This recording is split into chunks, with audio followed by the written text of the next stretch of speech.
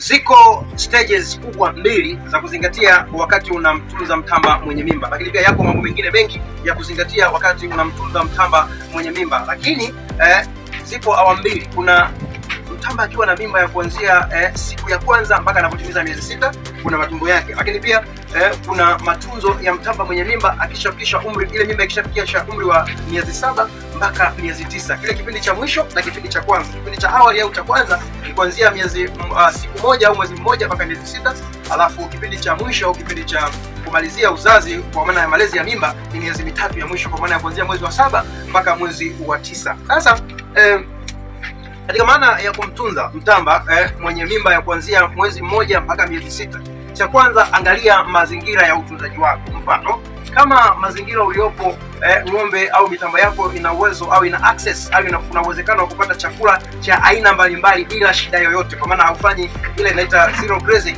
hauna haja ya kumpa sana au kumwekea budget ya kumba pamoja na madini mbalimbali, unaweza tu ukamwacha kwa sababu ana uhakika wa kupata virutubisho mbalimbali kutokana na upatikanaji wa lishe nyingi ya mazingira uliopo. Lakini kwa wale ambao unajua kabisa mazingira uliopo ni changamoto kupata lishe mbalimbali, basi tutakushauri kuhakikisha kwamba unamuongezea mtamba wako kwenye lishe utakayokuwa unampa, unamuongezea concentrate au supplements ambayo ni tunasema chakula cha ziada. Chakula cha ziada ambacho ni pumba, mashudu na madini mbalimbali ya msingi ambayo yanamfaa huyo mtamba. Yes. Kwa hiyo ni muhimu sana kuangalia upo katika mazingira gani ili sasa ujue maamuzi.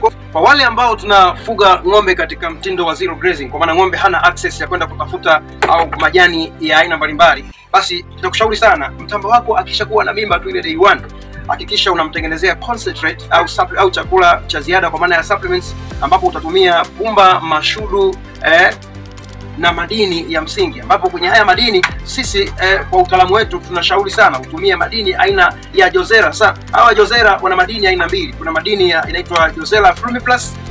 Hii Frumiplus ni kwa ajili ya wale ng'ombe ambao wanakamuliwa, ambao tayari ameshazaa na anakamuliwa, anapewa Josera Frumiplus. Lakini kwa mitamba ambao bado ndio kwanza tunawaandaa wana mimba, utumie Josera Rimi, ile madini ambayo yanafaa kunepeshea ng'ombe unakuwa unampa huyu mtamba mwenye mimba ya kuanzia mwezi mmoja mpaka atakapokuwa anajifungua kwa mara ya kwanza, kabla ya kumwanzishia lishe maalum kwa ajili ya ng'ombe anayekamuliwa. Kwa hiyo katika mambo yote unachopaswa kukiwekea umakini ni lishe, kwa sababu ili ng'ombe aweze kuja kuzaa vizuri bila changamoto yoyote, ni muhimu sana uangalie aina ya chakula au aina ya malisho anayoyapata, ili mtamba huyo ambaye hajawahi kuzaa atazaa kwa mara ya kwanza akiwa kwako aweze kupata hayo malisho vizuri, apate viinilishe vya ziada kwa wakati, kwa weledi, na ikifika kipindi kile cha kuzaa azae bila changamoto yoyote. Watu wamekuwa mkipata changamoto, ng'ombe anazaa anashindwa kunyanyuka wakati wa kuzaa, lakini pia anashindwa kupush yule mtoto atoke vizuri, kwa sababu ng'ombe amekosa baadhi ya madini ya msingi yanayomsaidia wakati wa kuzaa. Kwa hiyo ni muhimu sana watu ambao mnanunua mitamba kwetu, lakini pia na wale ambao pengine mnamiliki mitamba huko kutokana na ng'ombe wenu, jitahidini sana mitamba kuhakikisha kuwa umejiridhisha kwamba ana mimba, mtunze kwa standard zinazotakiwa. Ukihitaji elimu ya kina, ushauri wa kina, tupigie simu.